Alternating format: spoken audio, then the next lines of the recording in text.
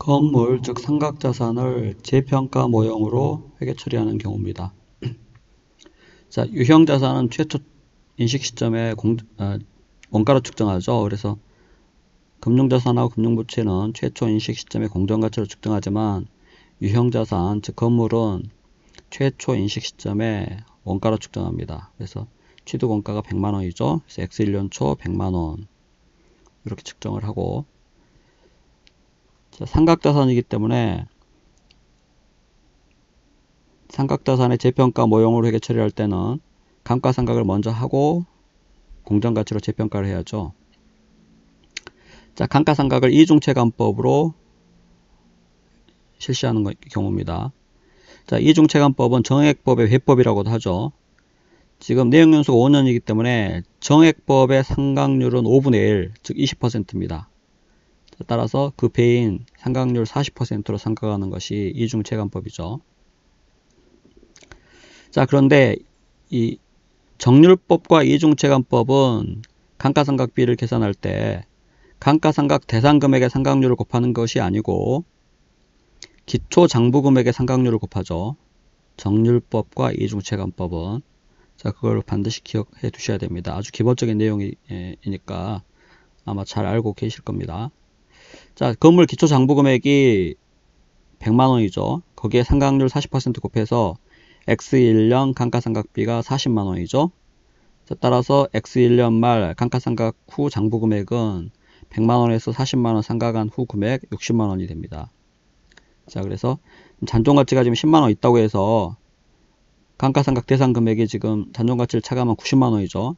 90만원에 40% 곱해서 감가상각 계산하지 않는다는 겁니다. 정률법과 이중체감법은 기초장부금액의 상각률을 곱해서 감가상각비를 계산하죠.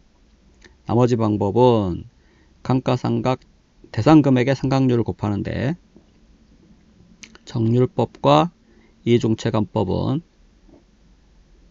기초장부금액의 상각률을 곱한다는 것이죠. 자, 그리고 재평가일인 X1년 말 건물 공정가치가 90만원이므로 이 60만원을 90만원으로 재평가를 해야죠. 그래서 30만원 증가하는데 장부금액이, 그 금액을 기타 포괄이익, 재평가 잉여금으로 처리를 해야죠. 자, 재평가 회계 처리로 옳은 것은 있습니다. 자, 지금 X1년 말 기타 포괄이익, 재평가 잉여금이 30만원 계상되는 것, 회계 처리는 지금 1번 뿐이죠. 재평가 잉여금은 대변에 인식해야 이게 기타 포괄이익이죠. 그래서 재평가 잉여금 30만원 기타 포괄이익이므로 재평가 잉여금 30만원 대변에 계상하는 회계 처리는 1번 뿐입니다. 그래서 무조건 답이 1번이라는 걸 알 수 있는데, 자, 이 문제에서는 지금 자산의 총 장부금액에서 감가상각 누계액을 제거하는 방법, 즉 누계액 제거법으로 재평가 회계 처리를 한다고 주어져 있죠. 자, 누계액 제거법이라고 하는 것은 지금 재평가 잉여금 30만원 인식하는 것은 당연히 해야 되는 것이고, 감가상각 누계액을 그냥 전액 제거하는 겁니다.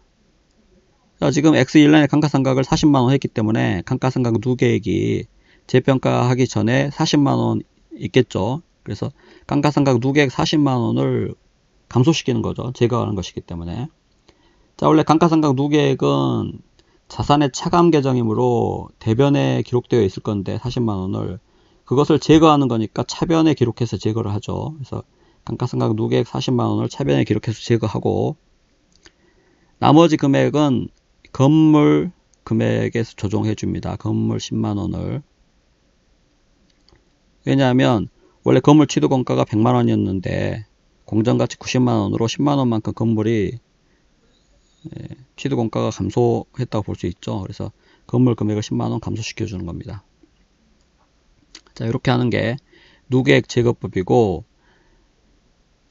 그리고 재평가 회계 처리 방법 중에 누계액 제거법 말고 비례 수정법이 있죠. 그래서 참고로 정리 목적으로 비례 수정법도 한번 회계 처리를 해봅시다. 자, 일단 재평가로 인해서 재평가 잉여금이 30만원 증가해야 되므로 재평가 잉여금 증가 30만원을 대변에 기록을 합니다. 자, 그런데 이 재평가로 인해서 건물 장부 금액이 60만원에서 90만원으로 50%가 증가된 거죠. 자, 50%가 증가되었으므로 건물이나 감가상각 누계액을 모두 50% 증가시키면 됩니다. 50%씩 비례해서 증가시키므로 그걸 비례 수정법이라고 하는 거죠.